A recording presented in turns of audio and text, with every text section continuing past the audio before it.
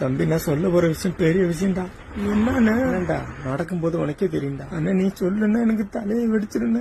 தயவு செஞ்சு சொல்லுன சாமி, உன்னை கெஞ்சு கேட்கிறேன்யா, சொல்லியா பிளீஸா.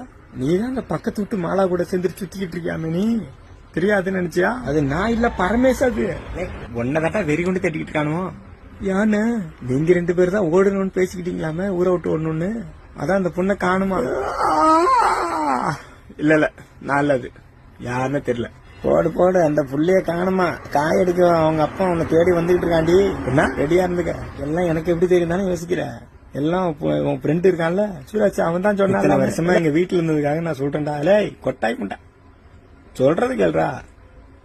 3 வருஷம் எங்க வீட்டுல இருந்ததுக்காக ஒன்னு சொல்றேன், மரியாதை ஓடி போ. இங்க இருக்காத என் வீட்டுல. அவ பின்னாடியே ஓடிப்போ.